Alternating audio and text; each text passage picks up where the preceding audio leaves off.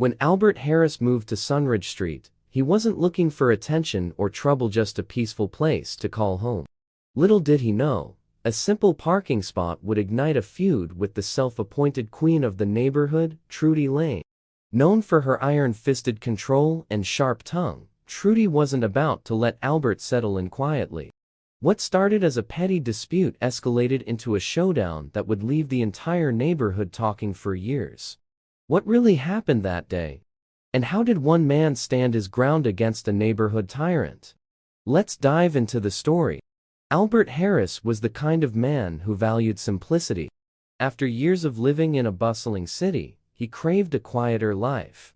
Sunridge Street seemed perfect, a quaint neighborhood with tree-lined streets and charming houses. His new home, a modest single-story house with a small garden, felt like the beginning of a new chapter. His car, an old black sedan, had seen him through countless miles and memories. It wasn't flashy or new, but it was dependably just like Albert. On the day he moved in, Albert parked his car neatly along the curb outside his house. He took a moment to admire his new surroundings, breathing in the fresh air and letting a sense of accomplishment wash over him. That's when he noticed her.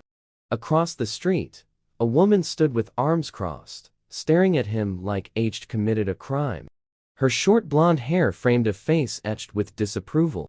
Albert didn't know it yet, but this was Trudy Lane, self-proclaimed enforcer of Sunridge Street's unwritten rules.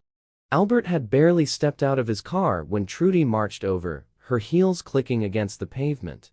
"Excuse me," she called, her voice sharp enough to cut glass. Albert turned, startled. "Good afternoon," he said with a polite smile. But Trudy wasn't in the mood for pleasantries. "You can't park that thing here," she said, gesturing at his car as though it were an eyesore. Albert blinked in confusion. "I'm sorry, Mum. Did I park in the wrong spot?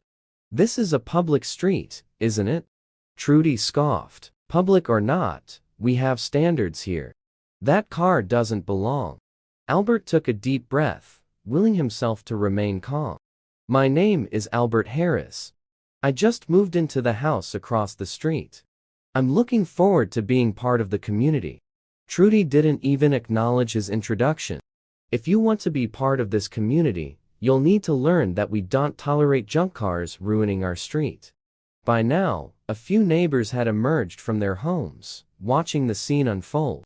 Whispers floated through the air, and Albert caught snippets of their conversations. "She's at it again. Poor guy doesn't know what he's in for.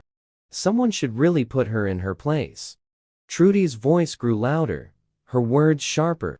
"Maybe you should find a neighborhood where people don't care about appearances," she said, her tone dripping with condescension. Albert tried to reason with her. "Mum, not here to cause any problems. I'm just trying to settle in and make this my home." But Trudy wasn't interested in compromise. She stepped closer, invading his space. "People like you don't belong here." That was the moment everything changed. Without warning, Trudy shoved Albert in the chest. The crowd gasped. Phones were raised, their cameras capturing every second. Albert stumbled, but managed to regain his balance. He looked at Trudy, a mix of shock and disbelief on his face. "Mum, please stop," he said firmly. "I don't want this to escalate." But Trudy wasn't done. She jabbed a finger into his chest, shouting, "You don't belong here." Albert had had enough. When she lunged to push him again, he raised his arm defensively. The motion sent Trudy stumbling backward. She tripped over her own feet and fell hard onto the pavement. For a moment, everything was still. Trudy lay on the ground, stunned. The crowd held its breath, unsure of what would happen next. "Is she okay?" someone called out. Another voice chimed in, "Serves her right for starting something." Trudy's eyes fluttered open, and she glared at Albert with a look that promised revenge. Within minutes, the sound of sirens echoed down the street. An ambulance arrived, and paramedics rushed to tend to Trudy. Albert stood quietly to the side, feeling a mixture of anger and disbelief. He had moved to Sunridge Street for a fresh start, not a neighborhood drama. As Trudy was loaded onto a stretcher, she locked eyes with Albert. "This isn't over," she hissed. A week later, Albert received a legal notice. Trudy was pressing charges, claiming he had assaulted her. The news spread like wildfire. Some neighbors rallied behind Albert, while others whispered about the potential scandal. "I've lived here for 20 years, said Sarah, an elderly neighbor who had witnessed the incident. "Trudy's always been a bully. Someone needed to stand up to her." Others weren't so sure. "It's risky going up against her," one man muttered. "She's got connections in all the wrong places." Despite the uncertainty, Albert was determined to fight back. He wasn't about to let Trudy's lies ruin his fresh start. The courtroom was packed on the day of the hearing. Familiar faces from Sunridge Street filled the benches, eager to see how the drama would unfold. Trudy sat on the witness stand, her expression smug as she recounted her version of events. She painted herself as the victim, claiming Albert had attacked her without provocation. But when it was Albert's turn, his lawyer presented the videos. The footage told a very different story. The judge reviewed the evidence, his expression growing stern. After a brief deliberation, he delivered his verdict. "This court finds Mr. Harris' actions were in self-defense," he said firmly.